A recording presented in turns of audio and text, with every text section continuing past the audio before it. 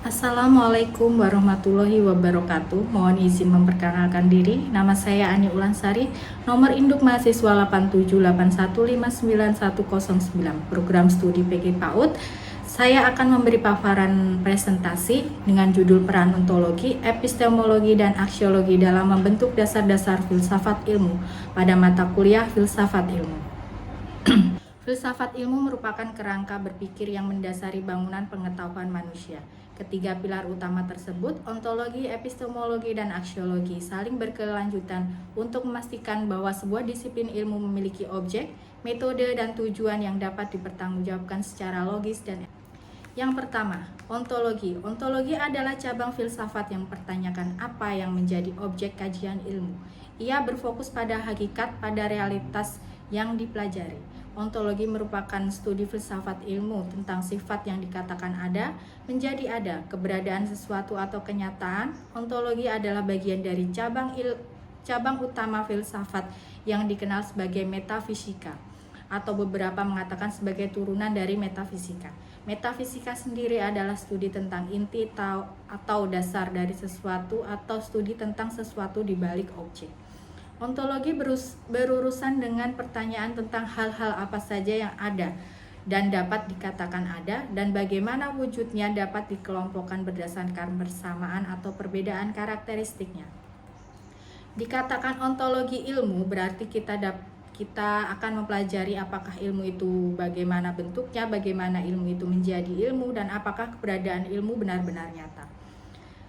Fokus dari ontologi adalah menentukan apakah realitas bersifat material dan objektif atau mental, subjektif atau konstruksi. Sebagai analisis ontologi membatasi cakupan bidang ilmu agar tidak melampaui batas empiris.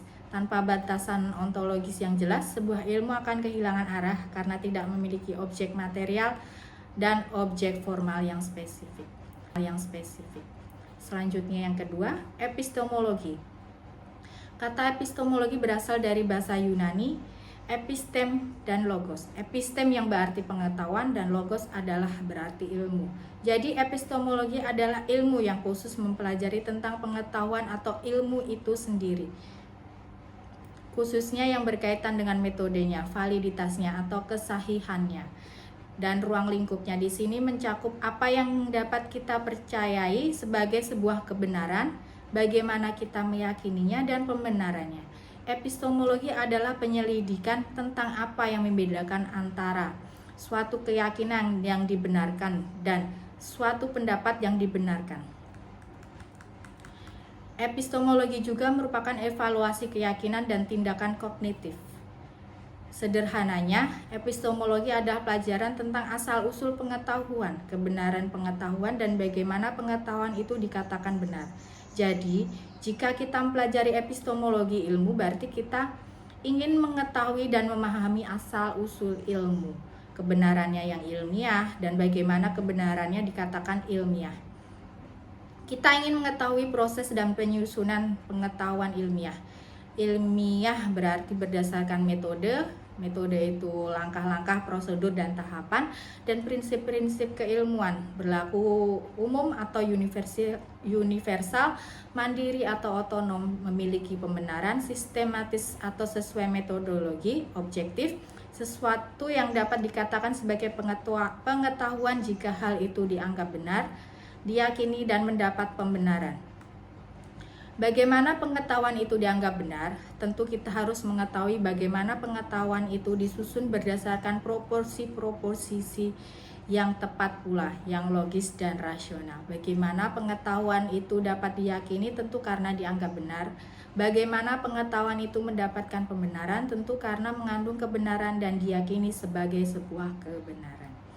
Epistemologi adalah cabang filsafat yang membahas bagaimana cara memperoleh pengetahuan tersebut. Fokusnya menitik beratkan pada metode seperti observasi, eksperimen, deduksi, atau induksi. Epistemologi berfungsi sebagai filter kebenaran. Ia menentukan kriteria yang harus dipenuhi agar suatu klaim dapat disebut sebagai ilmu. Misalnya melalui verifikasi empiris atau falsifikasi. Ia menjebatani subjek atau ilmuwan dengan objek atau realitas.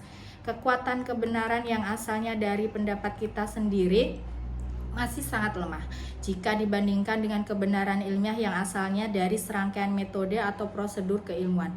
Inilah yang seharusnya membedakan kita sebagai mahasiswa dan orang-orang yang bukan mahasiswa. Mahasiswa menjadi kaum intelektual atau ilmuwan adalah yang selalu menyajikan kebenaran berdasarkan kebenaran yang ilmiah. Itulah sebabnya jika kita melihat sebuah percakapan antara orang yang mengatakan kebenaran ilmiah dan yang non-ilmiah, akan tampak jelas perbedaannya. Orang yang mengatakan kebenaran ilmiah selalu didukung oleh hasil-hasil riset atau penelitian yang berisi fakta-fakta dan data-data, sedangkan orang yang mengatakan kebenaran non-ilmiah hanya didukung oleh fakta-fakta saja tanpa data-data. Betapa bahagianya kita yang adalah kaum intelektual. Jadi saat kita menyelesaikan tugas akhir skripsi, janganlah heran dengan tahapan-tahapannya yang begitu ketat. Dalam ujian skripsi kita diminta untuk mempertahankan temuan kita yang dianggap ilmiah, tetapi dalam ujian skripsi kita harus menghadapi pertanyaan-pertanyaan serta koreksi dan saran. Semuanya itu memberikan tingkat keilmiahan temuan kita. 3. Aksiologi, nilai dan kegunaan. Jika ontologi fokus pada eksistensi atau keberadaan ilmu atau usaha untuk mengetahui apa di balik sesuatu yang dianggap ada, epistemologi fokus pada asal-usul ilmu pengetahuan dan tingkat kebenaran ilmiahnya. Maka aksiologi berfokus pada nilai, yaitu etika dan estetika penerapan ilmu pengetahuan dalam dunia nyata. Aksiologi berasal dari bahasa Yunani, aksya yang berarti nilai, dan logia yang berarti wacana lisan ilmu. Aksiologi jadi adalah studi filosofis tentang nilai. Nilai ini yang mengacu pada istilah kolektif untuk etika dan estetika. Aksiologi juga mengacu pada bidang filsafat yang sangat bergantung pada gagasan nilai, teori nilai, etika, dan estetika. Aksiologi juga diartikan sebagai cabang filsafat praktis yang mempelajari sifat nilai. Sedangkan estetika mengacu pada rasa keindahan yang juga bisa dikaitkan dengan seni. Namun demikian, para aksiologi lebih mencermati sebuah nilai secara umum ketimbang nilai-nilai moral. Aksiologi adalah cabang filsafat yang membahas tentang nilai secara etika dan estetika serta tujuan penggunaan ilmu tersebut. Fokusnya mengkaji tentang tanggung jawab moral, ilmuwan, dan dampak sosial dari aplikasi ilmu. Jika ontologi dan epistemologi bersifat deskriptif, bagaimana realitas dan cara mengetahuinya, aksiologi bersifat normatif. Seharusnya digunakan untuk apa? Ia memastikan bahwa kemajuan ilmu tidak mencederai kemanusiaan atau lingkungan. Yang terakhir, keterkaitan ketiga